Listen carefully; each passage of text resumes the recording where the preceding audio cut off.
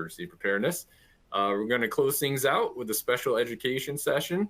It's titled Safety First, Prioritizing Emergency Preparedness in Facility Management Operations. Joe, and thanks everybody for your patience and joining us today. And what we're really going to talk about today in this session is how safety, security, and facilities teams really collaborate on emergency management, and also an overview of kind of the current ways that teams deal with safety and security and how they communicate, with internal communications with each other. And then also how to access evacuation plans and action plans when something goes sideways wherever you are. So if you're home, you're remote, you're in another building, you'll be able to access everything. And we'll talk about how that works and how quickly you can access that information. Also, how to mitigate that risk by sharing that emergency information and building plans with first responders, and how to partner with those first responders in your backyard. And then also quickly shutting off power and water to prevent disasters when something does go sideways. And again, at the end of the day, what we're really talking about is that collaboration between facilities, safety, and security. They all work together, all right? And I love this quote is, we lock the doors, they fix the doors, we're the eyes and ears of each other. We're independent, but they also collaborate with each other. They're all out and they're all looking for specific things, and things catch their eye that you may just walk by, but they see it, and they're collaborating and working together to really understand and make sure that these buildings are safe and secure. And we're also going to talk about how that collaboration works, and then the cross-training to enhance that readiness. But the challenges impacting that is facilities teams are constantly on the go. They're running around like crazy. They're constantly on the move. There's delays are often caused by scattered information. Stuff's all over the place. They've got stuff over in this building or this building. I thought there was stuff in this building, but it's not. But the other challenge is it creates this big bottleneck. And what that really, really puts a damper on is response times. And you're going to hear me say that over and over again. Time. It's the faster we can respond, the faster we can mitigate, or the better we can mitigate those things from really blowing up and being even worse. But those information bottlenecks, what that also means is that wasted time going back and forth, going to try and find a set of drawings for a building, going across to try and find a binder for something. Do I remember where the shutoffs are located? Do I call somebody? Am I on the radio? It's a mess, and people are typically running around trying to figure out where stuff is so they can respond quickly. But where it oftentimes I hear this over and over again is the stuff's on a share drive someplace. Well, if I'm at home, can I access a share drive? Well, what if the system's shut down? What if power's out? There's all kinds of things that come up with not being able to access it wherever you are. But also, again, that share driving, that having that stuff on a share drive, it's time consuming, it's frustrating, it's who has access to it? Do I even have permission to access that stuff? So again, it's this culmination of time. It takes time to try and find that information to do my job. But then there's also all these different crisis things that happen in facilities. So workplace violence is a big one. That's happening more and more. Also active shooter incidents. They happen all the time too, unfortunately. Natural disasters. I live in Florida. It's hurricane season right now. And they just had the first named storm today. So these impact where you are, different types of scenarios, different types of natural disasters. I just so happen to be in Phoenix today. It's going to be over 100, I think 110 today. Heat is a big thing. So again, it's all kinds of those things. But then there's the day-to-day stuff. We lost power. Power went out of the building. And I'll share some information about that. Also, water instances that happen. Cyber attacks are a big one. I keep hearing from organizations where they got hacked and employee records or their entire system got shut down because of cyber attacks. But then there's the everyday equipment failures too. I put those in a crisis scenario too, because I'm in Phoenix today. It's going to be 110. You can't have the air go out. The air goes out. That means people go home. That's the same for students. That's the same for your staff. That's the same for anybody in your building, tenants in your building. doctors in your building. This all impacts your day-to-day operations of your buildings. But here's a real world scenario where something happened and it went sideways quick. So middle of the night, 10 o'clock, right? Riser breaks. The security guard in the building found it on his rounds. All right, he found it on the first floor. Well, it come to find out, the riser broke up on one of the upper floors and flooded all the way down to the first floor. Well, it took them 2.5 hours almost to shut the water off. They ended up shutting it off at the main. All right. Thank goodness it happened in the middle of the night. But imagine if that happened at noon. Imagine if that happened at 8 o'clock in the morning, 9 o'clock in the morning. Well, the financial impact, they still are trying to figure out what is that financial impact to all those doctors who couldn't use their spaces at that time, all those patients that had to reschedule. They had to shut down basically the half of the floor for 3 straight floors, all the way down. Because water, I always say this, water finds a way. It was up in the upper floors and went all the way down to the first floor. So the financial impact to the owner is, look at that kind of water. Water does a lot of damage quickly, and they're still trying to add up what the total damage is. Now, again, it's a 911. They're trying to figure out what the heck they can do to get everything up and running. But again, it's tough to get your building up and running when it gets this substantial. So an integrated approach to safety and security means your teams are installing and they're playing a vital role in installing and maintaining all of that equipment. So I travel around the country, as Joe said, and I meet with a lot of different types of organizations, and a lot of them are using temperature scanners still, even coming out of COVID, to test temperatures of people when they're coming in. Metal detectors, okay, advanced lock systems. I see all of that, but that is controlled most of the time by safety and security, and there's a collaborative approach to that. But also it's that effect on emergency management. It's got to be seamless. It's got to be a seamless collaboration, and that big word there, communication. Everybody has to be on the same page. Facilities team, security, other departments. It's a coordinated effort, all right?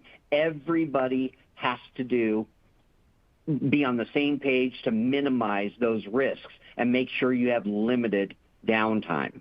Also, accessing accurate and up-to-date information. And we're going to dive into that one head first because a lot of times that stuff isn't updated on a regular basis, or there's a sheet that's loose that's put in the binder that wasn't actually put in the right order. We didn't supersede the previous one, rip it out. So what procedures do I follow?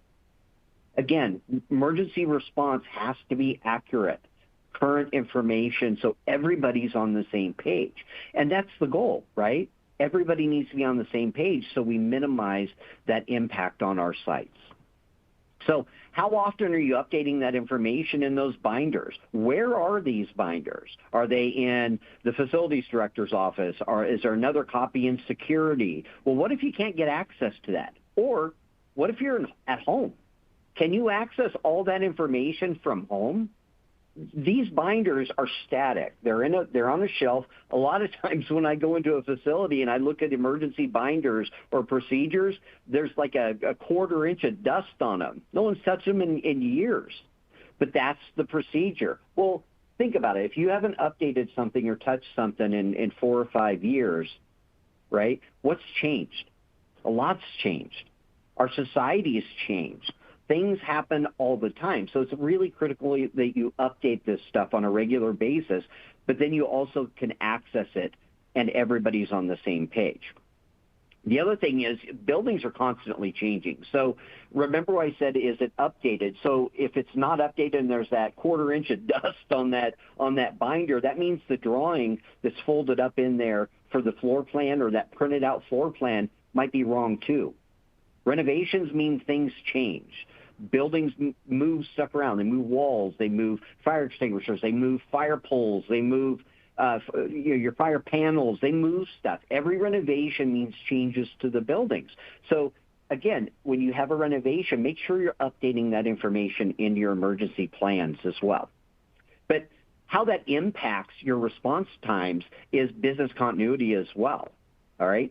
Emergency responsiveness really impacts business continuity. How fast am I going to be able to get things back up and running and back to normal? Also, potential lost revenue. In the healthcare facility, it can be substantial. But it's not even that. It's the impact on facilities and the patients and the staff. It's also in schools. Okay. A lot of schools are judged and their funding comes from attendance. That's a big one. But also it impacts the health and safety of your overall staff, your buildings, that it's a safe environment for people to come in. But also access to building and equipment information, okay? Now, building and equipment information, let me explain that. All your drawings for your buildings, all your floor plans, all your blueprints for your buildings, all that historical stuff I showed on that slide a minute ago, all those rolls of drawings, having access to that in the field, at home, wherever you are, whenever you need it. But also equipment information, mechanical equipment too, your air conditioning systems, where is all that stuff? But also, where's your emergency equipment that I mentioned before? But also, if you can't respond fast and problems just snowball, it can mean that you're displacing your people, okay? Occupants, staff, and visitors, students, patients, all of that stuff. It can be a real big snowball. Just like I said, water finds a way. Emergencies can snowball out of control really quickly.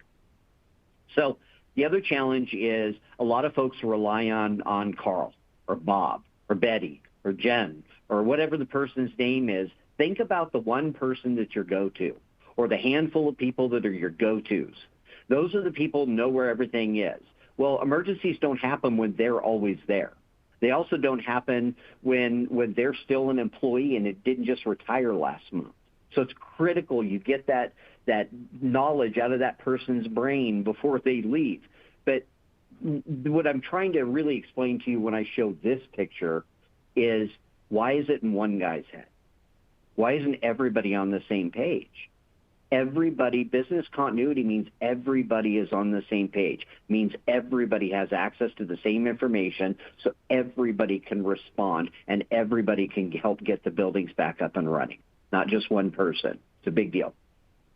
So also collaboration through cross-training. Now, this is a big one in my opinion, is everybody should be on the same page. So ask yourself, when are you doing all of the different cross-training? Are you doing it once a month? Are you doing it once a quarter? Are you doing it once a year, or never?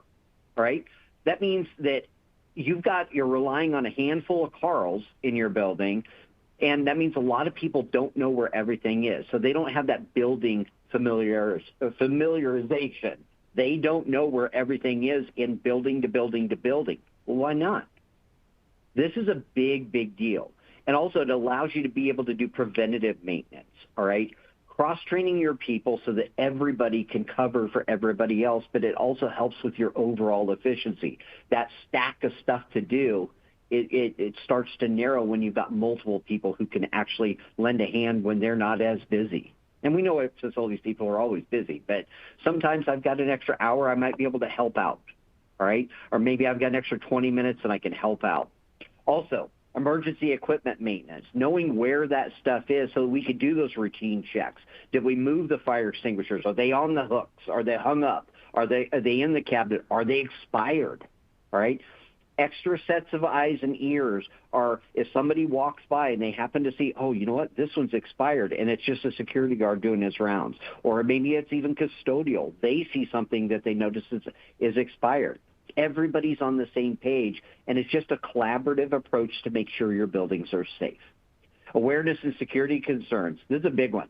Cyber attacks, potential threats, deficiencies in access points, meaning it's easy, this lock is broke or whatever. It's situational awareness of knowing, hey, I noticed that this door's not latching right, or maybe I noticed that I got a ransomware email that I don't know it's ransomware, but it looks funny.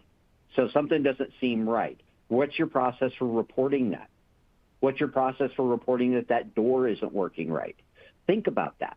It's develop those processes and everybody is reporting up so everybody's on the same page and everybody's aware. But have those collaborative meetings, multiple departments. I always say pull other departments in so everybody else can be eyes and ears as well. Custodial is a big one. They know your building as well as many of your facilities people do. They were there when things broke. They were there when the power went out, and they got that phone call from the maintenance guy who was at home, and he said switch breaker, the breakers in the room 1, 2, 3, 4, 5, and it's in this corner back there. Matter of fact, the teacher actually the teacher actually puts tapes over the panel so you can't really see it, but it's back there. Just pull the stuff off the wall, and it's a second breaker down. That's him calling custodial. They're eyes and ears too. They're calling whoever they want, maybe a teacher, or maybe a doctor, maybe somebody is in the nurse's station, maybe a tenant. Doesn't matter. Pull those people in who could benefit from knowing your emergency plan and cross-training them on even little things that are going to make everybody's life a lot easier.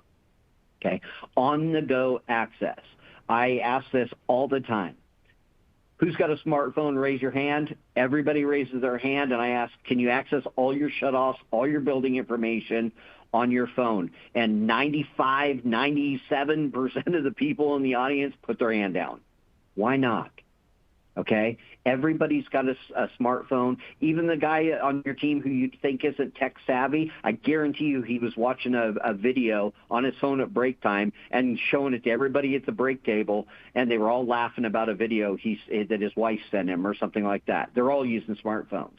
But he also tucks that phone in the shirt pocket when he goes back out in the field, and it's next to the little spiral notebook where he writes everything down.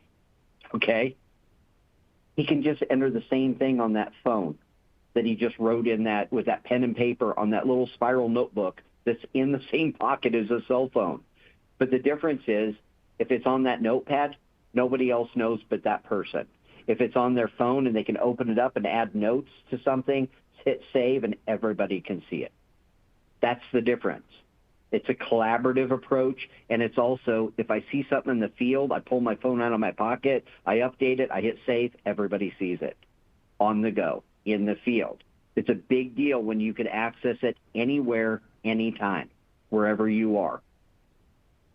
The other thing is, and I love this quote here, all right, and this is from Byron Woods. He's Dean of Facilities at College of Sequoias, got 3 campuses, minimal staff, and they're running around from site to site. They've got 3 of them.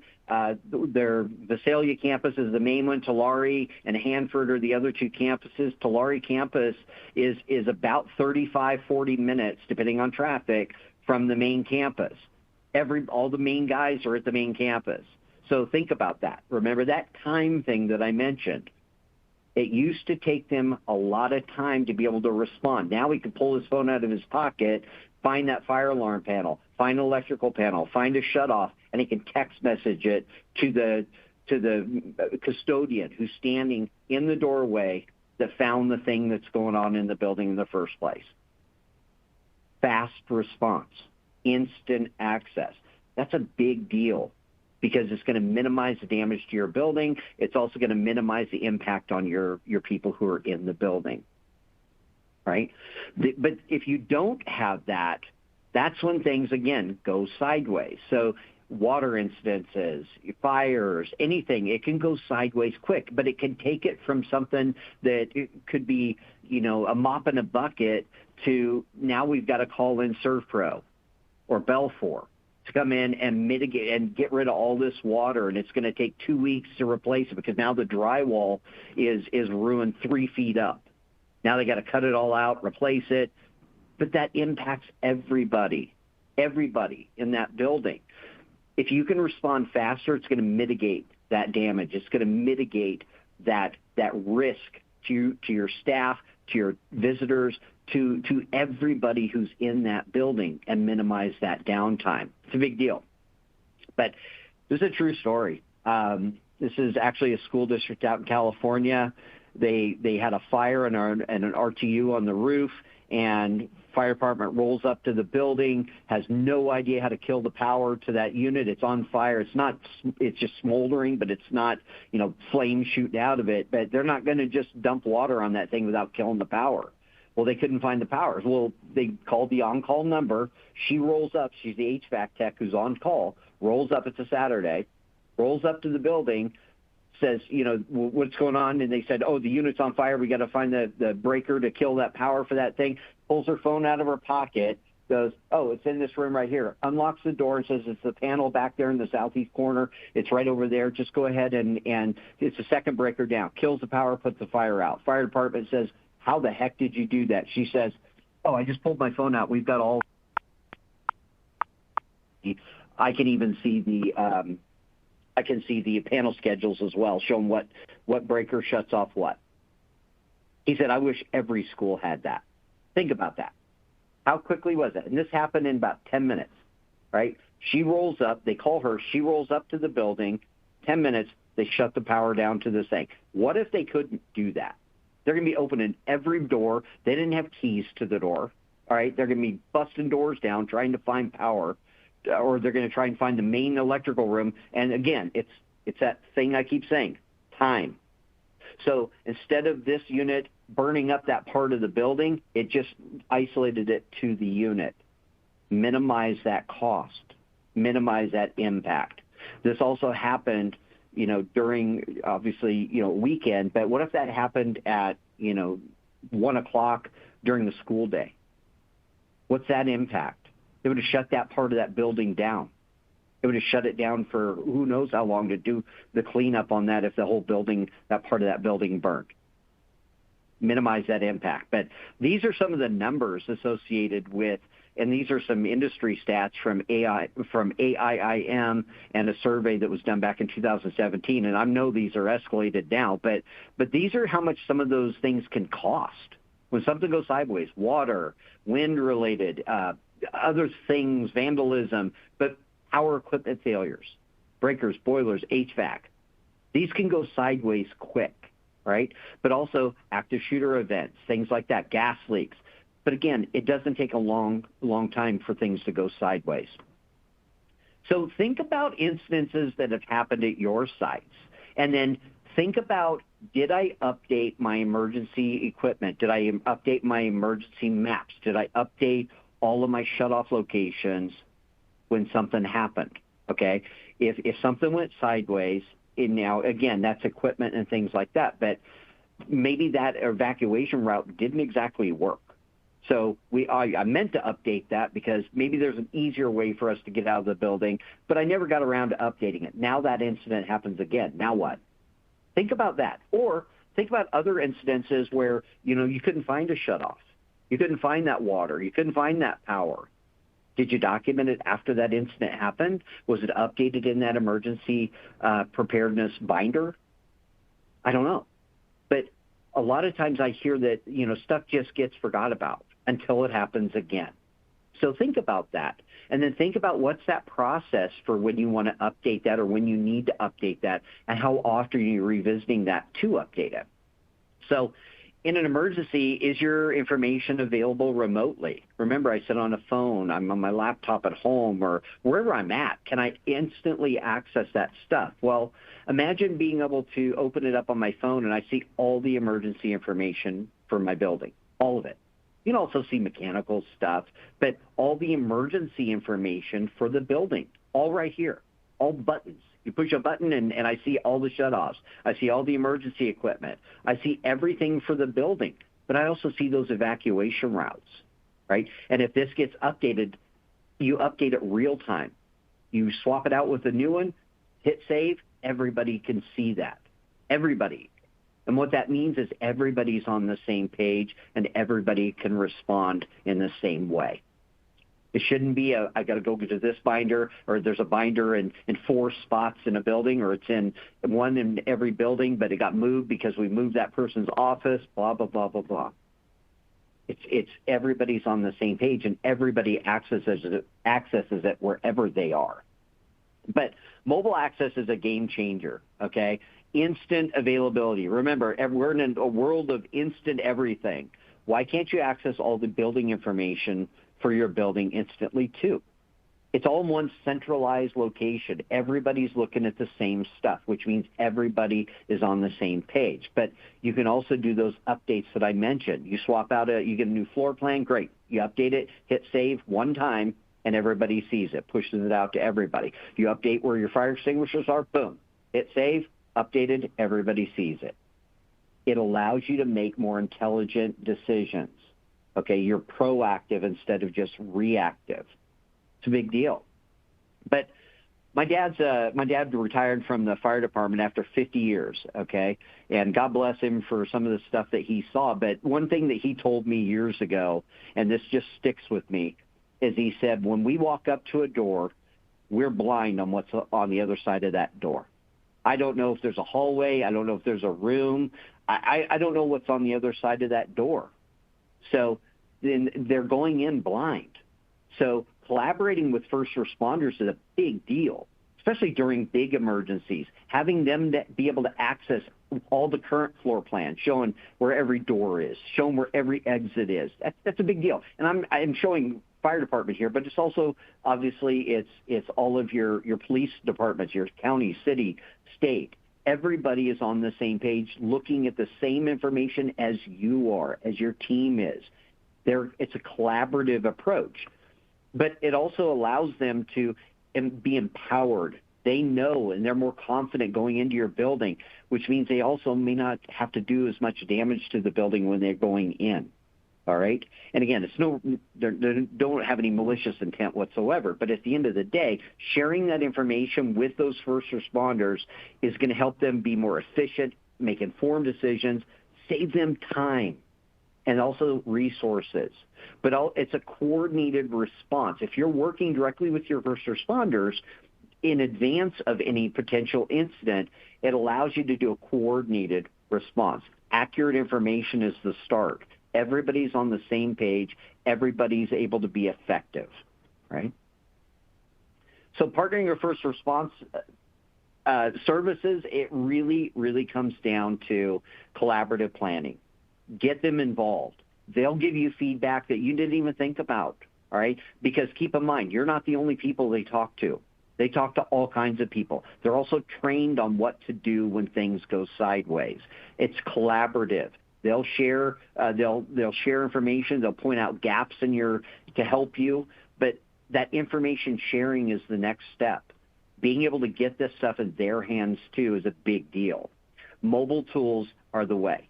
You can give them access to your platform. You give them access to your app, and they have access to it wherever the heck they are. Run joint training exercises, all right? Not just tabletop exercises. Live, are they involved in those live evacuation trainings? Are they involved in that active shooter training that you're doing? If not, why not? Get them involved because, again, it's all about finding those gaps in those trainings, gaps in those exercises to plug those holes. And it's always great to have a trained set of eyes, an extra set of trained set of eyes to lend that voice to. So do you know where all of your equipment and shutoffs are? All right. I ask that because I get a mixed group of answers typically. It's, we've got everything. We've got it all. It's drawn on a piece of paper someplace. It's on a blueprint. It's on an old floor plan. Matter of fact, that floor plan needs to be updated. But we haven't had time yet because we're busy with projects. You hear where I'm going here. The answer is no. Or it's Bob knows where everything is. You know, Bob's my HVAC guy. He's been here for 42 years. You know, Bob is going to be retiring, but you know what? We'll deal with it when it happens. Well, that doesn't help the next man or woman up on the team. Certainly doesn't help the person who's just started a week ago. So it's important to have everything mapped out where everybody knows where everything is. So start documenting where that emergency information is, all your mechanical information as well.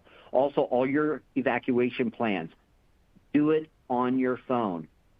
There are tools. I'm going to show you what some of those look like here in just a minute. But this is a big deal. Being able to access it when you find stuff, document stuff when you find stuff, and also document those changes when they happen real time today. And that's all possible today. Here's another true story. Power outage in a building, clinical building. all right? Just a big clinical office building, 2 o'clock in the morning, complete power outage. Security, called the facilities director at 2 o'clock in the morning, 2:05. So 5 minutes after power went out, he called that number. Blew out a transformer, caught on fire. 2 pumps and a VFD were fried, all right? No procedures in place to get that building repowered up, nothing, okay? And I'm not saying you're going to have everything, but there was nothing. So time to restore the power was 8 hours. Again, it's thank goodness this happened at 2 o'clock in the morning. But think about it. They got power back up at 10 o'clock in the morning. So they lost 2 hours of their day there for potential production, potential patients coming in. They lost 2 hours. And again, it's a big deal on patient impact, rescheduling appointments, tests, all that stuff they had to have. There was an outpatient surgery center that was right next to it, too, that was also impacted. But the financial impact is a big deal, too.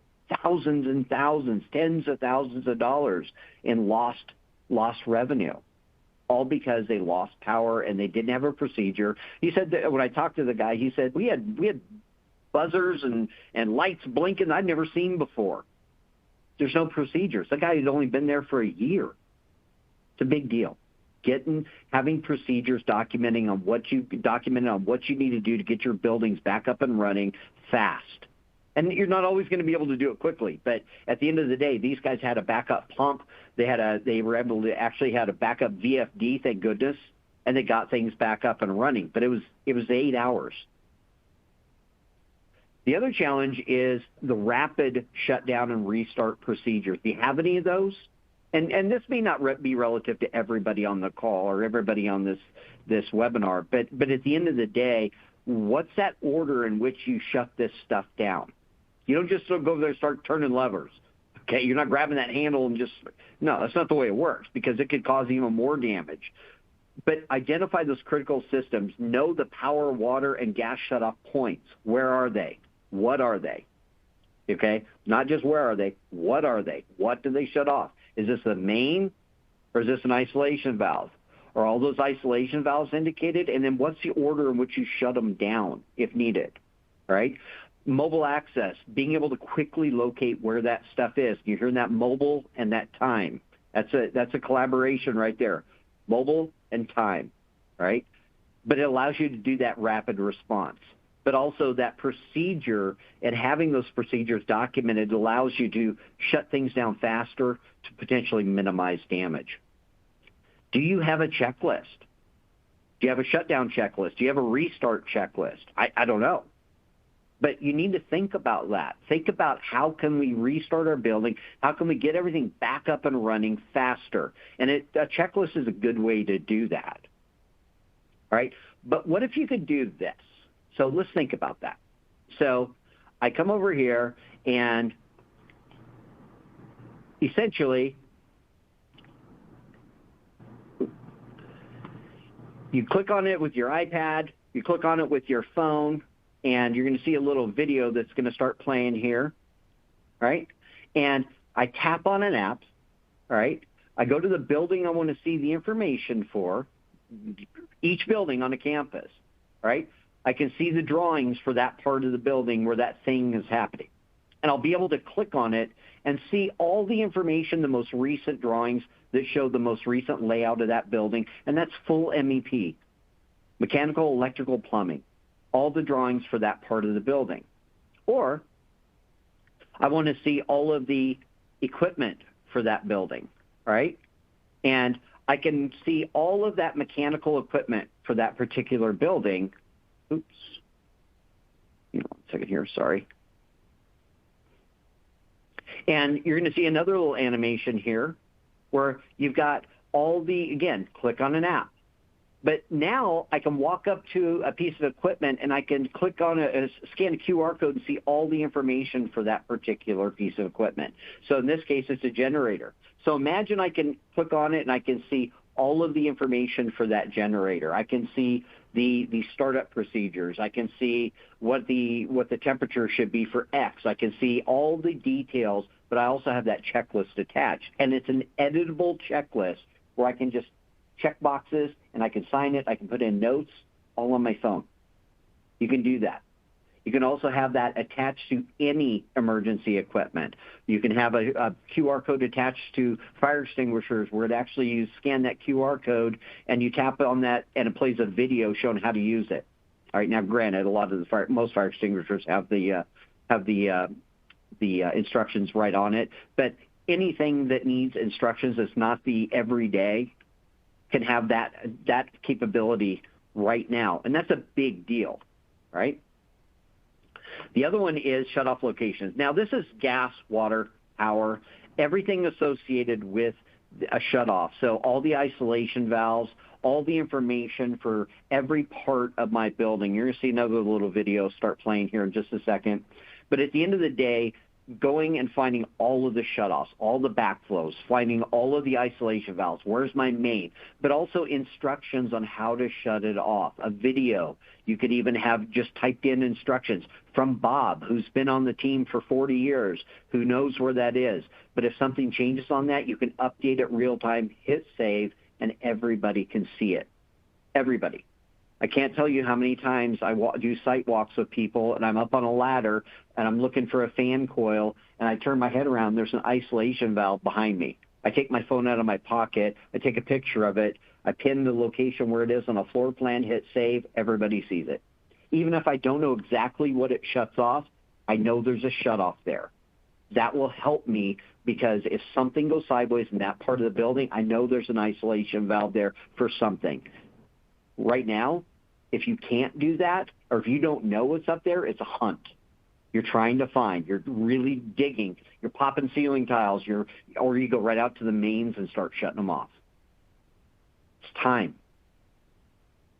The other challenge that I hear a lot, okay, is when you're trying to access those shutoffs again, how quickly can I access it? If I've got multiple buildings on a campus, I can drill down into that building. I can get to the information for just this building. So in this case, it's Cascadia 1, right? I want to go to the floor. Again, shutoff maps by the floor. And here's all the shutoffs, gas, water, power for this part of this building on this floor, right? And here's the shutoff for water. And there it is, right? It's in the basement or it's in the first floor, it's in the second floor, wherever it is, it's going to be indicated on that floor plan for that building, that floor. So when something goes sideways, I'm not having to hunt. Remember, popping ceiling tiles, looking in every room, looking at custodial closets, running around frantically, right? Informed decisions because everything's mapped out and everybody can access it. Who needs to access that information? Also, being able to, again, drill down to the building, drill down to emergency here, drill down to the floor, and now I can see all the emergency equipment. So think about all the fire alarms panels. Think about all of your fire poles, all your exit signs, all of your strobes, all of your like I say, fire alarm panels, all of the critical building information for emergency equipment is all documented. I know where everything is, and I can see where I am in the building, and I can go right to that particular thing that I need and grab that fire extinguisher and run in there. Everything's in the same spot. All of it. Fire extinguishers, everything. All right. Having that the equipment in your fingertips is going to help you save time as well. Being able to respond when you're having air quality issues, being able to respond when you've got a fire in the building, or maybe it's an equipment fire, knowing where every piece of equipment is and also knowing what it is. It's not just where, it's what is it. So having all the details about that piece of equipment, make, model, serial number, date it was installed, all right? But you can also have exploded parts lists, exploded diagrams showing all the electrical in it, all of that information, as well as all your manuals associated with that particular unit. You can do that today. And then also that legacy knowledge, knowing where all those hidden things are, not just in the building like you see here, but also outside the building, right? Knowing what valve shuts off what part of the building, knowing what valve does this gas valve shut off this building or is it that building? Well, it's in between the buildings. Do I know? No, I call Bob or I call John. because they know. Or I just go out there and shut it off and see what happens. That's not an effective way to be able to respond. But that is what it is in many locations that I've been. And that's the challenge. But what it allows you to do by having instant access to all this information and everybody's on the same page is you can respond and access that information quicker. It's going to save you time. So think about how much less damage is going to be caused if you can find gas, water, and power. All right? When something's going sideways, just being able to access that is a big deal. Also, remote access. Remember, things don't happen on 8 to 5. They happen at 1 o'clock in the morning. They happen at 2 o'clock in the morning. But they also happen at noon. They happen when guys are on PTO. They happen on holidays. All right? When's the last time you were called in on Christmas or your Thanksgiving because something broke? It happens a lot. But you can access that information wherever the heck you are. And again, allows you to respond faster, even when you're not on site. The other thing is building specific contact information. You can have emergency information for who's the emergency contacts, what's the procedure for every single site tied back to the building. Now, where that's really important is think about it if you've got a lab where you've got specific chemicals or you've got finance information. So you've got additional security in particular parts of the building. Having the information specific for that building tied to one spot where everybody can say, oh, wait a minute, I don't even have clearance to go into that room. I'm going to call Bob. But in that list, it's going to say, if you need to get into this room, you call Bob, you call Betty, you call whoever. It's what's my process for entering that building and being able to respond when something goes sideways. Being able to share that information with first responders, sharing it with whoever needs that information. And I cannot stress this enough. Pulling your phone out of your pocket, like Byron Woods used that example where he was talking about their campuses are spread out all over the place, right? I can open up my phone. I can access the information for every single building at every single site and share it with somebody who's standing on the site in the doorway of that building. You can do that today. Also, all the shut-off locations, being able to share that with your security team, with your safety team, custodial as well.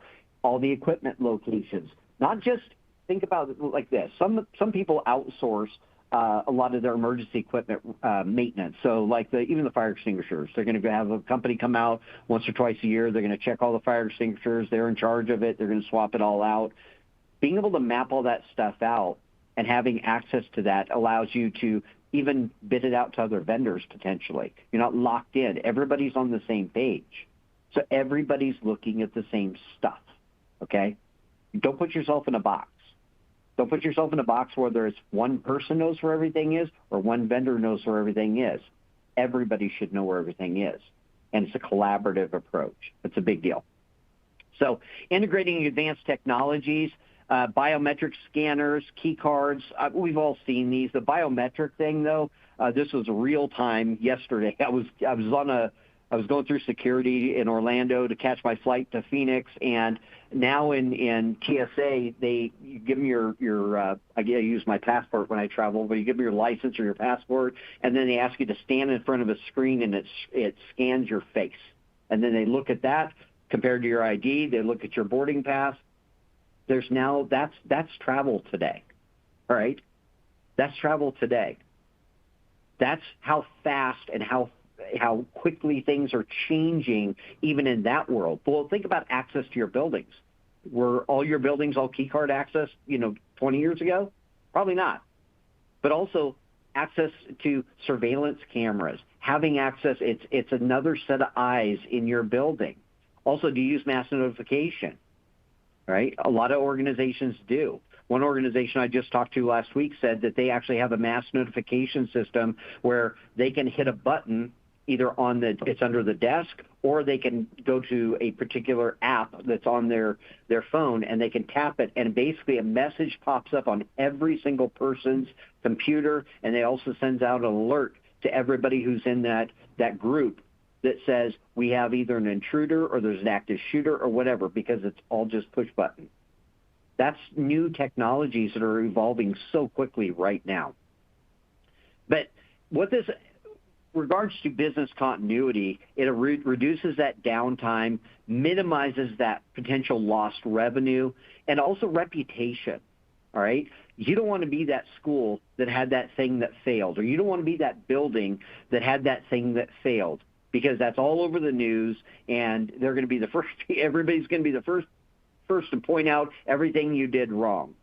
Exercising and practicing and running those tabletop exercises, running those live drills are great, but if the information you're training on is out of date, that's a gap, right? So think about, you want to minimize those things that could potentially damage your reputation for you and your organization.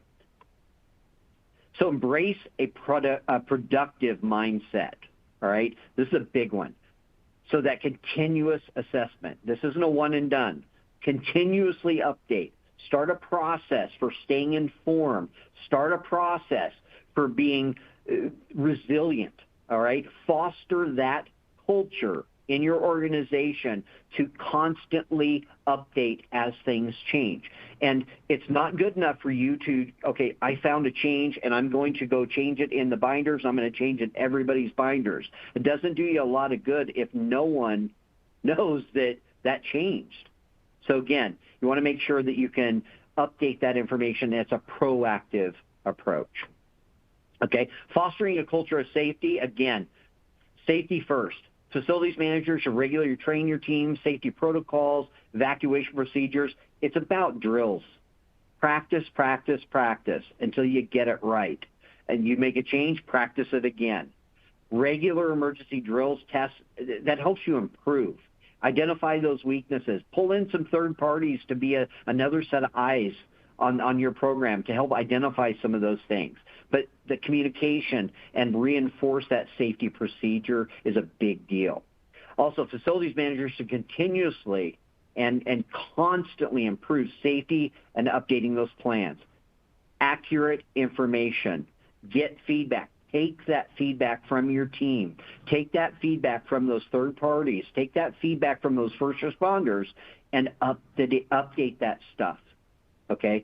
That's establishing your best practices moving forward. So the takeaways here is, again, collaboration. Really drive down that and dive into that collaboration for all your different departments. Pull them in, get them involved. Mobile. What's in every person on your team's pocket is a phone. Can they access all your building information from their phone? Right? It's going to help you mitigate those risks. Response times.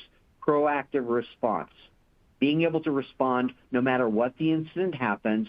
Let's be able to respond and get everybody on that same page. So let's open it up for some questions. Joe. Hello. Hello, everyone. As a reminder, or if you joined us a bit late, I'm Joe Bebon, editor of Facilities Management Advisor. We'd like to take some questions from you guys in the audience. You have a Q&A widget on your screen. Please feel free to type your question in for David. As always, David, great presentation. Thank you. I'm trying to shut my air conditioner off. There we go. All right. So some people did submit questions already, so let's try to tackle those first. We had two of them, interestingly enough, asking, what do you do if there's no internet access or spotty Wi-Fi, whether it be on the roof, mechanical rooms, or whatever? Will the app still work? Yeah, I think at the end of the day, yeah, I can only speak for our app, but yes, the answer is yes. You can access it offline. The nice thing about it, and the great thing about it, I should say, is you can update things offline, meaning you have no cell service. You can still access the app. You can update things, hit save. Then when you get back into Wi-Fi range, it updates it and sends it out to everybody as well. So you can do offline things. I think one of the big gaps that I see in a lot of systems that are out there is that lack of offline access.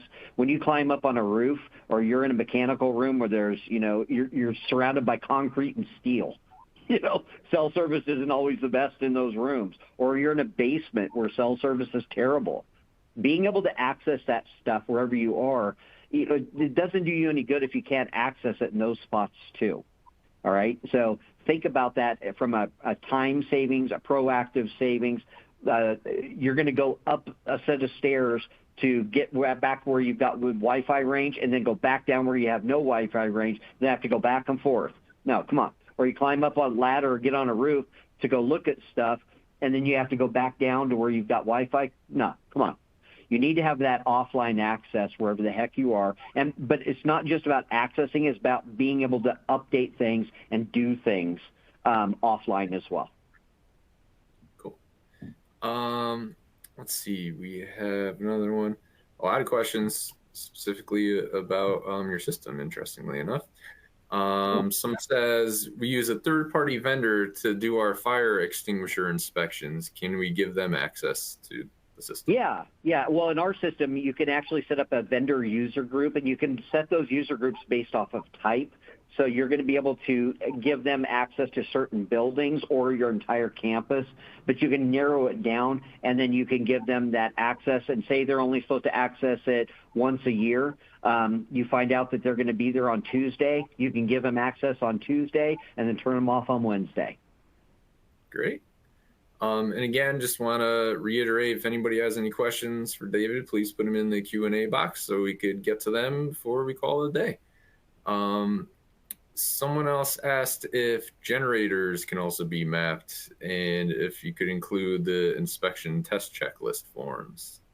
Yeah, that's actually I showed in the presentation, the piece of equipment in the demo that I showed, it was a generator. So you can have all your generators mapped out. You can even have your spreadsheet or your worksheet, I should say, or checklist attached to that. And you can even set it up as a template. So you do your generator test.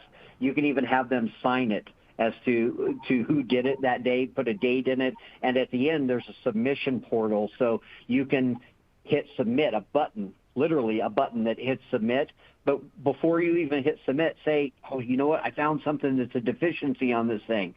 On that form, I can take pictures of that deficiency and attach it to the form that I'm going to now submit to you, Joe, and then you're going to look at it and approve it. And as soon as you hit approve, it files it into a folder in the platform, and you have that locked document that shows the time, it shows what it was, the date, the incidents that happened, everything was past the checklist, and here's photos of the deficiency stuff.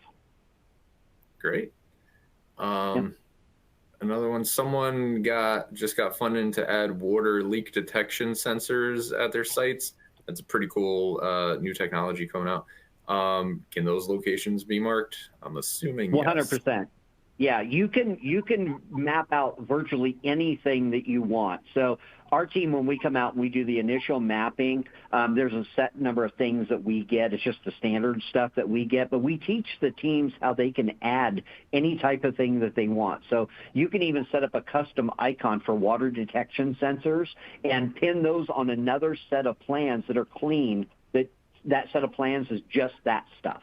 You can drill down, and you can turn pins on and off by type as well. Great. I have a bit of a question just for myself. You're an industry expert. You talk to just as many, if not even more, FMs as I do, going around the country all the time. And just in general, do you feel that FMs are prepared for emergencies? Is it even number one, even up there as a top priority, or are they just too busy with everything else? How big of a responsibility is this for the FM versus someone else in the organization, I guess? Well, it's a big deal across the organization, and it does vary from org to org. I'm not going to put any disparaging thing on any particular org in particular, because it's not fair. There's a lot of different things that circumstances and factors to come into play. Funding is a big one. Time is another one. Staff is another one. Do I have the people to even do it in the first place? But I think where I've seen the most successful organizations are the ones that have that proactive approach, that safety first approach. And it's a lot of times it's just little extra things that they implement that go a long way to help the team just be more aware. There are some orgs that are struggling. They are struggling trying to, they're down half their staff in some cases. You just don't have enough people to do it. And the challenge is for them is I worry that when something does go sideways, it could be even worse. Yeah. And, we always hear from FMs, they got a lot on their plates. So, unfortunately, it's just another thing. They're constantly drinking out of a fire hose, and they're they're chasing or herding cats. I always say, they're going all over the place. They're running around like crazy, and there's never enough hours in the day. Yeah. Again, to our audience, you guys do a great job. We appreciate it. Last question. I think we'll wrap it up. Someone asked, it's hurricane season and we have our supplies scattered all over and they tend to move wherever we find space. Common thing again. How easy is it to move these things in the system? Yeah, I think, in our system, it's really easy. You can move pins to different areas of the floor. That's kind of a general thing that I've heard. I just did a tour all over Florida, and I interviewed 5 different organizations, from a power company to higher ed to a hospital, even to a Native American tribe. And the challenge was that emergency supplies in many cases just get tucked where there's space. I've seen them in mechanical rooms. I've seen them in custodial closets. And to the question that was asked, stuff moves when they need to repurpose space, or they just need to, maybe they had an incident that happened where they've got to store other stuff in there. It's funny how some of that stuff doesn't seem to be as much of a priority until they need it. But then the problem is, now I can't find it. What did we do? Oh, well, they moved that. Where'd you move it? I can't remember where. I think it's the room next door. You go over there and it's not there. So it's a hunt. Again, it's that time thing. But to be able to move a pin, move the location in our system's really easy. Awesome. All right. Well, like I said, I think we'll wrap it up there. First, I'd like to thank you, David, for sharing your expertise with us today. It's always a pleasure. I'd also like to thank ARC Facilities for sponsoring this event. If you missed anything or you'd like to rewatch the session, no worries. The folks at ARC Facilities will be sending you a follow-up email with an on-demand recording. And you could also reach out to them with any questions. And thus concludes our FM Now event for the day. And I'd like to thank you, everyone in the audience, for joining us today. Apologies again for the technical difficulties. I hope you learned something, because I sure did. And with all that, I'm just signing off. Thanks again to everybody, to you, David, and everybody take care. Have a wonderful day. You too, man.